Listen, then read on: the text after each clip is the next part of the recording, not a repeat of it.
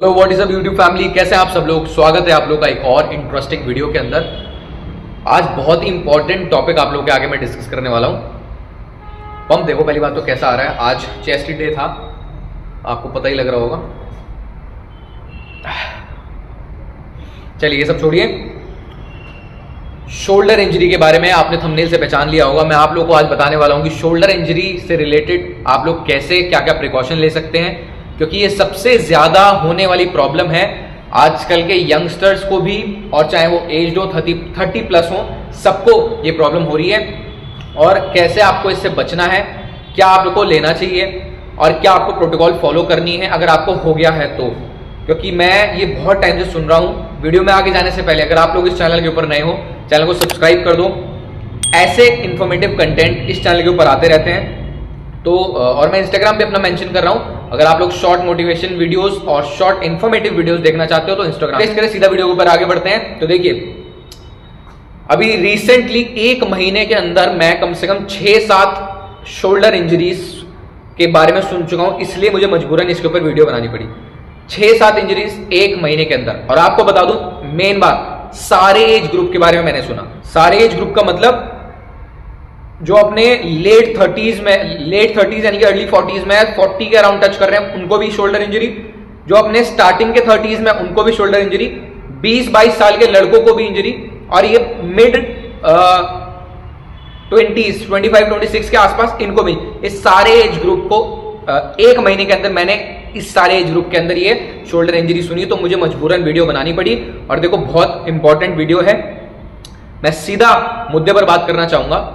3 points आप लोगों को मेन बताऊंगा मैं, कैसे आपको इस इंजरी से बचकर रहना है और क्या रीजन हो सकते हैं आपकी इस इंजरी के। 9-10 साल के आसपास मुझे ट्रेनिंग करते हुए हो रहे हैं, और इन प्रिकॉशंस को लेकर और अवेयर रहकर मैं इंजरी फ्री रहता हूं, और ऊपर वाले की मेहरबानी की वजह से खास तौर पे। तो देखिए, सबसे पहला पॉइंट, मोबिलिटी एंड ड्रिल्स। इसकी जो इंपॉर्टेंस है आप लोगों को नहीं पता है।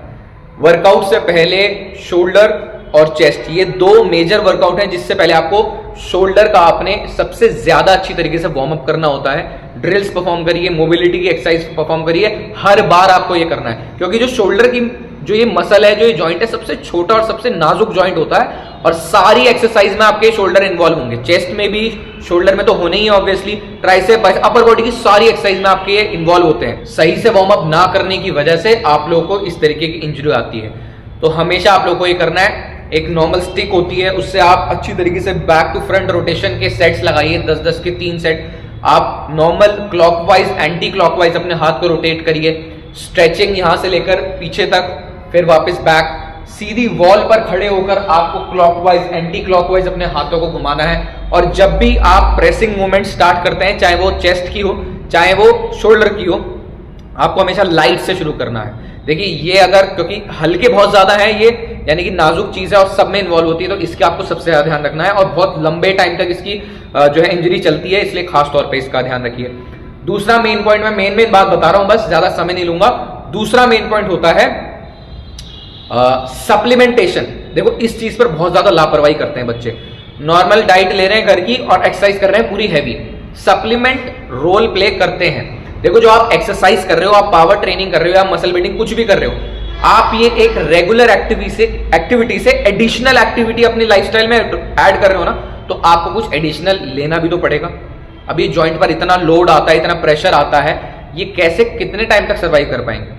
इसलिए सही जो है न्यूट्रिशन आपको होने चाहिए, आपके विटामिन जो है पूरे आपको लेने चाहिए, और जो है फिश ऑयल हो गया, और कैल्शियम, मैग्नीशियम, ये सब आपको लंबे टाइम तक इन सप्लीमेंटेशंस को ना लेने की वजह से बॉडी के अंदर डेफिशिएंसीज क्रिएट होती हैं, और जो इतना स्ट्रेस, इतना टेंशन आप अपने शोल्डर्स पर देते हैं, ये कुछ समय बाद में आपको इंजरी आपकी बॉडी में परफॉर्म करता है। इसलिए सबको इंजरी आती है। ऐसा नहीं है कि ये सिर्फ 30s में आएगी, 40s में आएगी, वो तो चांसेस बहुत ज्यादा बढ़ जाएंगे, तब तो आनी ही आनी है, तब तो रिकवरी भी नहीं हो पाएगी ढंग से। लेकिन ये इसलिए मैं वीडियो बना रहा हूँ क्योंकि ये 20s के बच्चों को भी आ रही है, क्योंकि सप्लीमेंटेशन जो बॉडी के अंदर जाना चाहिए, मैं सप्लीमेंट से खाली दवाइयों की बात नहीं कर रहा हूँ, एडिक्वेट अमाउंट में जो आपकी बॉडी की रिक्वायरमेंट है, अगर आप उसको लंबे टाइम तक पूरा नहीं करोगे तो एक टाइम में बॉडी गिव अप कर देगी।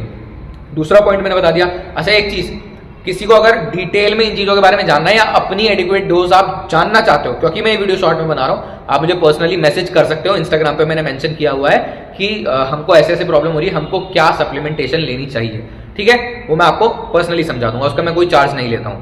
अच्छा, तीसरी सबसे इंपॉर्टेंट और सबसे ज्यादा नेग्लेक्टिंग जो पॉइंट मेरे को लगता है जो आजकल के बच्चे करते हैं, वो क्या है,